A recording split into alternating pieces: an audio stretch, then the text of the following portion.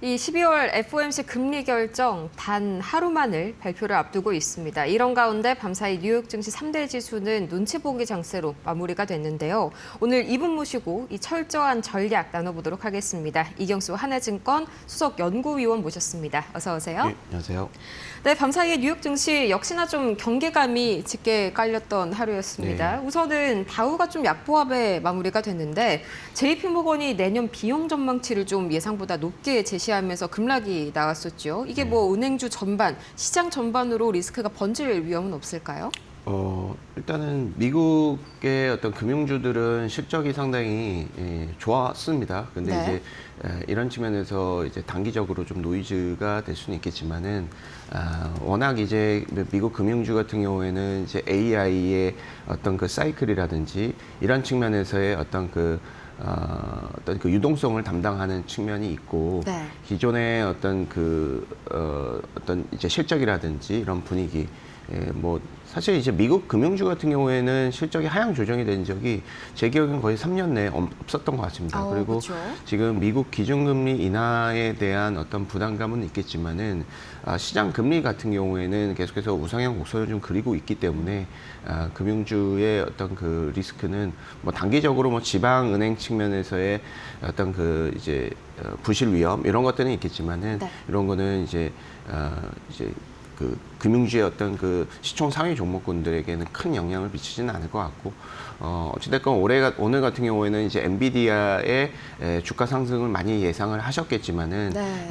그렇지 못했다라는 아쉬웠죠. 점도 부각이 되고 있고요. 이제 말씀하셨던 금융주의 어떤 급락도 좀 부각이 됐었고 전반적으로 약간 FOMC라는 어떤 그 큰 대형 이벤트를 앞두고 약간 이제 시장의 어떤 거래대금이라든지 어떤 그 분위기 자체가 그렇게 썩 좋지는 않습니다. 그래도 약간 보합 정도 네. 폭풍 속에 어떤 그 고요가 있는 측면의 하루가 아니었나 이렇게 생각이 듭니다. 네, 이 엔비디아의 경우에는 파이낸셜 타임스에서 보도가 한 가지가 나왔었죠. 이제 트럼프 대통령이 H200 칩의 중국 수출을 승인을 어제 했었는데 이제 중국 측에서 오히려 그걸 좀 막을 수 있다. 이런 가능성이 제기가 되면서 엔비디아는 좀 실망스러웠고요.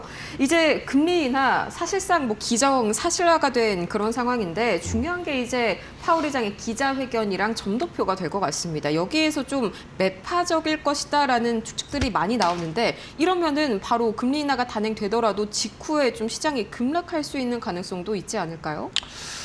그렇습니다. 일단 이 금리가 인하된다라는 측면 그리고 지금 인플레이션에 대한 어떤 우려가 계속 있는 상태에서 금리 인하에 대해서는 일단 기본적으로는 이게 매파적인 금리 인하든 뭐 비도덕적인 금리 인하든 시장 측면에서는 무조건 환호를 할 것 같습니다. 그리고 이 금리의 어떤 그 인하는 기본적으로 빅테크의 밸류에이션 측면 그리고 미국 주식의 어떤 밸류에이션 측면에 상당히 핵심적인 요소가 됩니다. 그래서 기준금리가 떨어지면 떨어질수록 미국 시장의 어떤 PER이 높아질 수 있는 그런 트렌드가 될 수가 있다. 이렇게 보시면 될 것 같습니다. 이건 뭐 당연한 얘기가 될 수가 있겠죠. 그렇지만 이제 지금 같은 경우에는 시중금리 같은 경우가 이제 서두에서 좀 말씀을 드렸지만은 떨어지지가 않고 있습니다.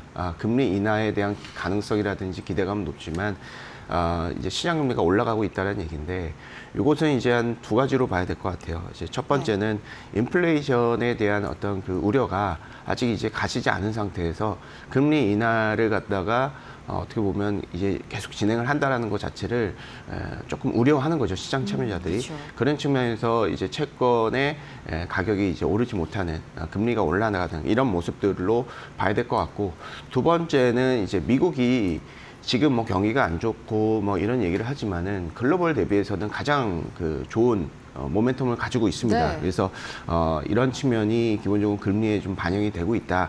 이렇게 좀 보시면 될 것 같습니다. 그래서 이 기준금리 인하에 대해서는 사실은 지금 거의 뭐 90% 가까운 확률로 지금 베팅이 되고 있고 금리 인하가 된다고 하더라도 시중 금리의 방향성은 좀 다를 수가 있다라고 계속 평가를 하고 있습니다. 그래서 오히려 이제 지금 계속해서 금리를 낮추는 것이 고용 쪽에만 너무 이제 부진한 고용 쪽에만 너무 집중이 되고 있는데 기본적으로 잠재되어 있는 이제 인플레이션도 부각이 될 수가 있다라는 우려가 네. 같이 부각이 될 수 있을 것 같아서 금리 인하가 뭐 100% 호재다 이렇게 보기에는 어려운 측면이 있습니다. 계속해서 인플레이션의 그런 흐름 그리고 인플레이션의 어떤 그 부담감에 대한 우려가 미국 10년물 국채 금리를 보시면 되거든요. 그래서 계속 튀고 있죠. 네. 이런 측면에서 이제 뭐 금리가 떨어지면은 앞으로 유동성 장세야. 무조건 주가가 오를 거야. 이런 컨셉으로 생각하기보다는 시장 금리를 좀 네. 보시면서 대응을 하시는 전략이 어떨까 이렇게 생각을 하고 있습니다. 네, 실제로 이번에 얼마 전에 발표된 PC 가격 지수에서는 서비스 인플레이션이 계속 안 잡히는 그런 모양새들이 나오고 있었죠. 아직까지도 이 인플레이션 우려가 완전히 가시지 않은 그런 시장입니다. 완벽한 호재로 작용하기에는 조금 경계감이 있는 그런 그렇습니다. 상황이네요. 이제 이어서 또 이번 주에 중요한 이슈들이 바로 오라클이 내일 장마감 이후에 실적 발표를 앞두고 있고요. 브로드컴이 그 다음 날에 또 실적 발표를 앞두고 있는데 이게 또 SK하이닉스랑 삼성전자 주가에 어떤 영향을 미칠지 궁금한 분들 많으실 것 같네요. 긍정적일까요? 오라클 브로드컴 같은 경우에는 이제 이번 분기 실적에 대한 추정치가 계속 올라가고 있었습니다. 그래서 네. 오라클은 뭐 여러 가지 뭐 이제 부실 위험, 뭐 신용 리스크 이런 것들이 부각이 되고는 있지만 그것은 이제 실적하고 좀 다른 얘기다 이렇게 보시면 될 것 같습니다. 아무래도 오라클 브로드컴은 AI의 어떤 그 생태계 확장에 동행하고 있는 쪽이기 때문에 어떤 기업은 실적이 잘 나고 어떤 기업은 이제 실적이 안 좋고 이런 컨셉으로 보기는 어렵습니다. 그래서 AI의 어떤 그 주문이라든지 뭐 오라클 같은 경우는 뭐 클라우드, 브로드컴 같은 경우는 최근에 상당히 좀 핫한 뭐 그렇죠. 에이직 이런 에이직 칩을 하는 이제 대표적인 그 기업이기 때문에 기본적으로 실적은 좋을 것이다 이렇게 판단을 하고 있습니다. 그래서 해당 종목군들의 밸류에이션 자체도 거의 30배 수준의 전후로 둘 다 비슷하거든요. 기본적으로 지금 이제 과거에 이제 IT 버블 이런 측면에서의 우려가 일단 학습이 된 측면이기 때문에 어떤 빅테크 기업들의 어떤 밸류에이션도 좀 잘 지켜지고 있다 이런 측면으로 좀 보셔야 될 것 같고요. 그래서 그런 측면에서 저는 이제 브로드컴, 오라클의 어떤 실적은 상당히 좀 좋을 수 있을 것 같고 이 흐름이 뭐 이제 한국의 반도체에 뭐 강한 임팩트를 주겠다 이런 흐름은 아닐 수는 있겠지만은 그래도 중장기적으로 AI의 어떤 그 붐 그리고 빅테크의 어떤 기대감 이런 것들이 한국 시장에 좀 전이가 되는 그런 은은한 우상향 곡선을 좀 그릴 수 있을 것이다 이렇게 판단하고 있습니다. 네, 확실히 이게 직접적인 영향은 아니더라도 현재 AI 전반에 깔려 있는 이 과도한 수익화 논란 이 부분만 좀 잘 특히 오라클 쪽에서 해결을 해준다면 우리 K 반도체에도 긍정적인 영향이 물론 돌 수밖에 없겠죠. 이제 또 트럼프 대통령이 엔비디아 H200 칩 수출을 허용했다 이 소식이 또 어제 나왔다고 좀 전에 말씀을 드렸지 않습니까? 이 부분에 좀 얘기를 해보고 싶은데 계속해서 중국 정부 측에서 또 막을 수도 있다 뭐 이런 이야기도 나오고 있고요. 이게 만약에 허용이 된다라고 가정을 한다면 이게 우리 반도체에 당연히 뭐 득이 된다고 봐야 될까요? 일단 이제 중국 이제 시 주석 입장에서 보면 약간 이게 자존심 싸움이 아닌가 이렇게 그쵸. 좀 생각을 하고 있습니다. 이걸 갖다가 이제 뭐 미국이 H200을 줘서 그거를 뭐 상당히 뭐 감사하다고 표현하기도 그렇고 중국 기업들한테 이거를 강제적으로 매입을 하자 이렇게 얘기하기 좀 어려운 측면이 있는 것 같아요. 그래서 기본적으로 약간 그 언론에 상당히 좀 민감한 시주석이기 때문에 네. 약간 그 최대한 본인의 어떤 그 속내를 좀 드러나지 않는 것이 아닌가 이렇게 생각을 하고 있고요. 기본적으로 H200 칩 수출 같은 경우에는 이제 하이닉스가 이제 거의 90%를 점유를 하고 있습니다. 거의 독점 수준이기 때문에 그쵸. 하이닉스도 어제 좀 오를 줄 알았는데 또 오르지는 못했습니다. 그리고 엔비디아도 오늘 이제 오르지는 못했고 어찌됐건 지금 엔비디아가 중국에 대한 매출 25%를 미국 정부에 이제 납부하도록 되어 있습니다. 그래서 기본적으로는 중국에 싸게 팔진 못할 것이다.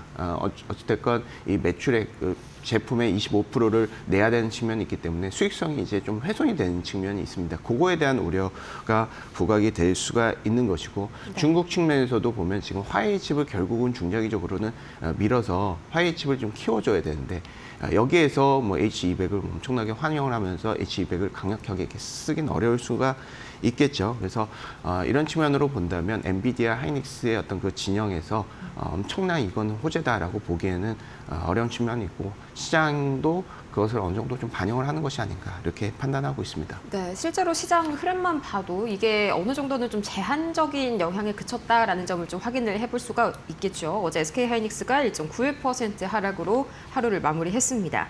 자, 근데 이제 12월 10일 이날이 참 또 제가 걱정이 되는 게요. 여러 가지 이슈들이 한꺼번에 맞물리는 날입니다. 이제 이 FOMC 이외에도 선물 옵션 동시 만기일이 또 같이 맞물리죠. 이것 때문에 좀 수급 변동성이 하방 쪽으로 좀 확대가 되진 않을지, 특히나 11월 들어서 외인 선물 포지션이 좀 상당히 증시에 부담스러웠잖아요. 이런 부분은 걱정이 없으실까요? 일단은 지금 이제 현 선물 모두 외인들은 매도세를 보이고 있다 이렇게 네. 보시면 될 것 같고 말씀하셨던 것 같이 코스피 200 선물의 그 매도 순 포지션 자체가 한 4만 계약 정도 됩니다. 그래서 요 계약 자체가 이렇게 뭐 작은 수준은 아니기 때문에 근데 어찌됐건 지금 최근의 흐름을 보시면요. 원달러 환율과 결국 외국인들 수급은 같은 방향성이라고 보셔야 되는데 환율이 조금 어느 정도 좀 진정이 되는 모습들이 보이면서 외국인들의 매도세도 좀 둔화됐던 측면이 있습니다. 그래서 이번 이제 만기일 같은 경우에는 최근에 어떤 원화 강세를 반영을 해서 기존에 이제 과도했던 매도 포지션이 조금 이제 청산이 될 수 있는, 그러니까 오히려 매수가 들어올 수 있다라는 얘기가 될 수가 있겠습니다. 그래서 시장 방향성에는 저는 긍정적인 역할을 할 것이다 이렇게 판단하고 있고요.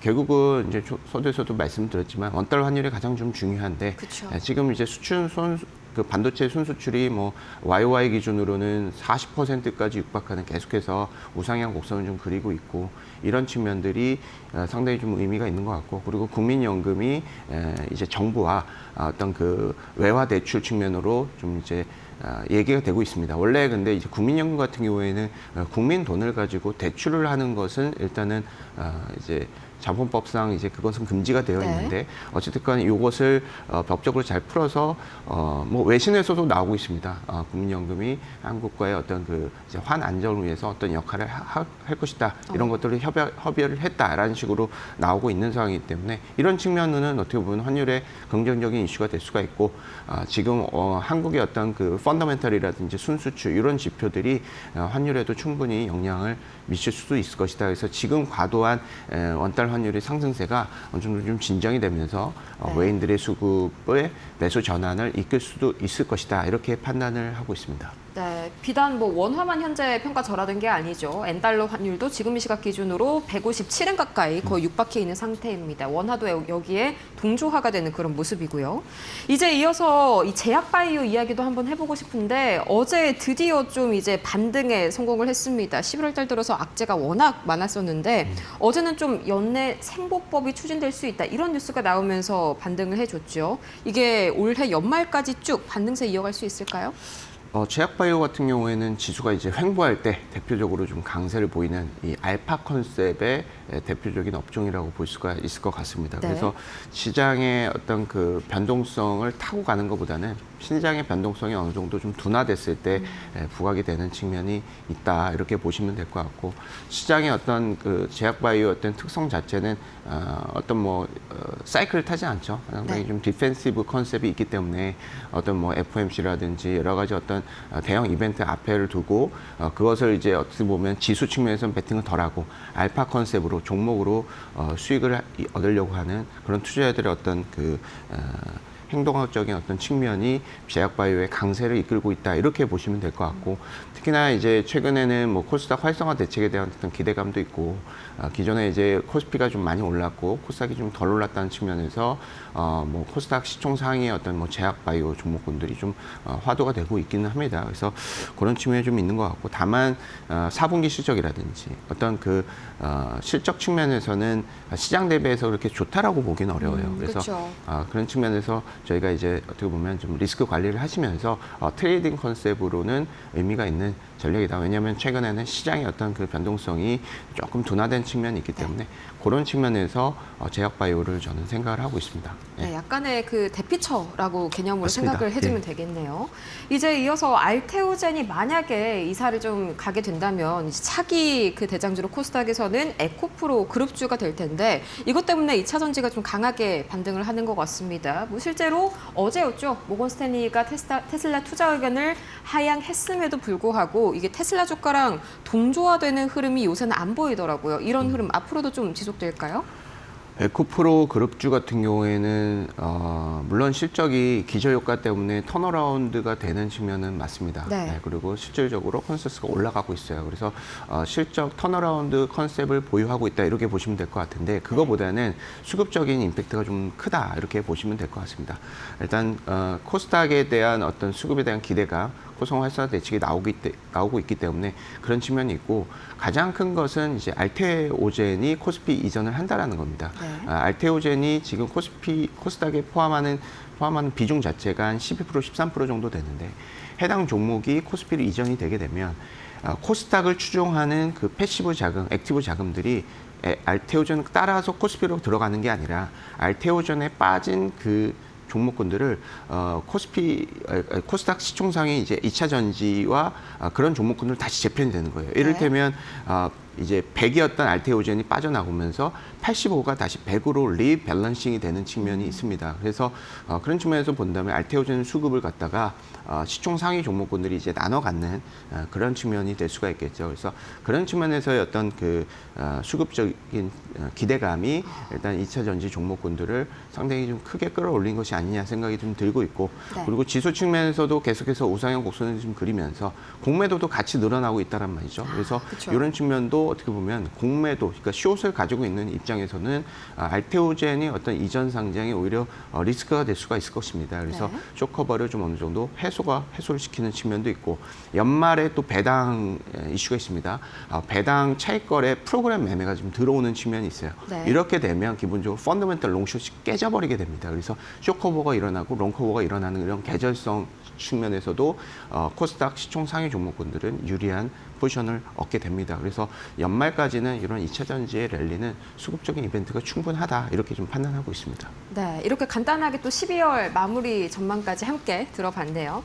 지금까지 이경수 하나증권 수석 연구위원과 함께 자세한 오늘 시장 전략 살펴봤습니다. 좋은 말씀 고맙습니다. 감사합니다.